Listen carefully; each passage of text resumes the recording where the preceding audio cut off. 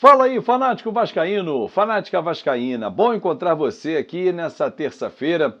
Chega deixando aquele seu like, que é a mãozinha que está aqui embaixo, gente. Comenta, compartilha, manda para geral e se inscreve no nosso canal. Agradecendo demais a sua audiência. Ontem foi espetacular, recorde no nosso canal. Mais de 150 mil visualizações. Vocês são realmente fantásticos, fanáticos vascaínos, sem dúvida nenhuma. Mas foi uma segunda-feira terrível para nós, né? Para nós que amamos o Vasco da Gama, realmente um segundo tempo, então, de chorar.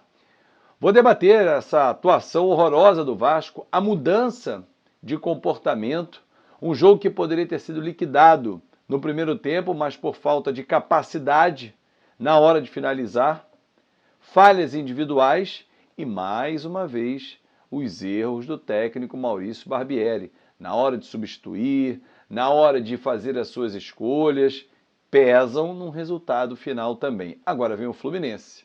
E aí? Vambora? Vamos debater isso aqui então no nosso Café Vascaíno, que já está no ar. E claro, né, não tem como não lembrar, né, do jogo de ontem, em que um primeiro tempo o Vasco deu uma esperança ao torcedor e com toda a razão. Foram 10 finalizações no primeiro tempo, sendo 4 no alvo. Pedro Raul perdeu gol, Alex Teixeira perdeu gol, criou, teve volume. Aí no final do primeiro tempo, que tem sido uma rotina, foi assim contra o Atlético Mineiro, foi assim contra o Palmeiras e foi assim ontem de novo. O Tassiano foi lá e fez o gol. Já tinha assustado o Vasco um pouco antes, o Léo Jardim tinha feito uma defesa logo no início do jogo. E aí o Vasco vai para o segundo tempo, vai para o intervalo com 1-0 nas costas. Quem acompanhou a transmissão, e mais uma vez eu agradeço demais a audiência de vocês, eu dizia, olha, no intervalo tem que mudar. O Jair já está cansando, Andrei está pendurado, o Marlon está jogando mal, o meio-campo a gente perdeu para o Bahia, que estava sendo muito mais intenso. O Vasco é um time que está jogando apenas 20, 30 minutos do primeiro tempo. E aí ele senta na vantagem. Às vezes consegue, foi assim contra o Atlético Mineiro, segundo tempo foi ataque contra a defesa. Foi assim contra o próprio Palmeiras, que arrancou um empate, mas a gente conseguiu superar, só que ontem não foi assim. O segundo tempo foi horroroso do Vasco. Horroroso. Pavoroso. E aí, para piorar o rendimento, o técnico, à beira do campo, fez as suas escolhas erradas de novo. Ele esperou 15 minutos para fazer 3 substituições. E aos 30 ele botou mais 2. E quando ele bota aos 30, Carabarral, Juan Cruz, cara, ele faz uma mistura. O Carabarral entrou aos 15, mas quando ele bota o Juan Cruz aos 30 e o Eric Marcos, ele transforma o Vasco numa verdadeira zona dentro de campo. Não se viu nada.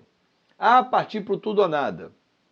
Já tinha partido para o tudo ou nada aos 15, quando o Rodrigo, Orediano e Carabarral entraram. E o Jair seguiu até os 30. Eu não sei o que está acontecendo com o Jair, mas é fato.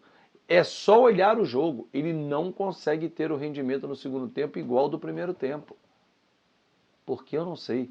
Porque a preparação física do Vasco está falhando em não dar intensidade ao time durante 90 minutos. Um time que só está treinando uma vez por semana joga. Não consegue dar condicionamento físico suficiente. Eu vi um time do Bahia que jogou na quinta-feira com Volta Redonda, Copa do Brasil. O Vasco não jogou a meio de semana.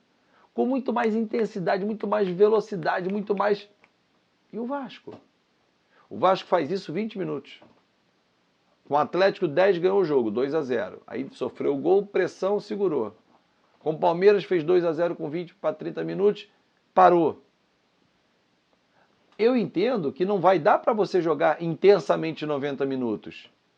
Mas o desnível é muito grande. O Vasco vai lá em cima e depois... E o segundo tempo foi uma verdadeira bagunça o time. O Carabarral não acertou um passe. Não acertou um passe. O Vasco insistiu em lançar a bola para a área. Para quê? Alguém precisa colocar na cabeça dos laterais do Vasco, dos pontas quando estão construindo pelo lado, que cruzada intermediária, o zagueiro, ó, vai se encher, vai ficar farto de tanta bola que ele vai tirar. Mole para os caras. Agora leva na linha de fundo, do lado da área, cruza para trás. Pô, isso é o beabá do futebol, gente. Você mata o zagueiro porque ele está correndo na direção do gol e ele tem que correr para tirar. Agora, de frente da intermediária, é só pum, pum, é esse movimento. Então, ficar até com dor no pescoço. Aí depois vão vir dizer, não, chegamos 40 vezes na área. Para fazer isso que fizeram? E empilhou o atacante. O Juan Cruz entrou, foi de chorar ontem. Pisou na bola, escorregou. Ah, estava nervoso, entrou errado. É o Vasco, cara. Desculpa. Pelo que eu vi ontem, pelo que eu já tinha visto no Santos, eu vou aguardar, mas olha, não sei não, hein? Bom, isso fala em relação aos dois, ao Carabarral e o Juan Cruz, hein?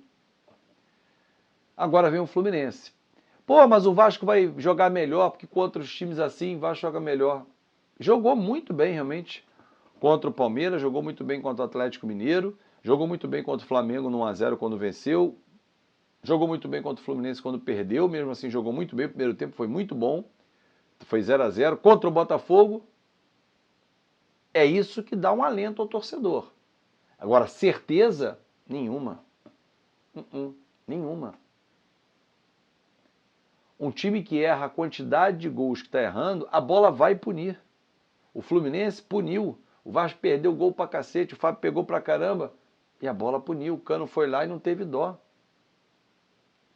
Ou o Vasco começa a melhorar a finalização, melhora a criatividade, apresenta jogadas. O Vasco não apresenta uma jogada. O Vasco ficou um mês sem jogar entre o Campeonato Estadual e o Brasileiro. O Vasco está toda semana apenas treinando.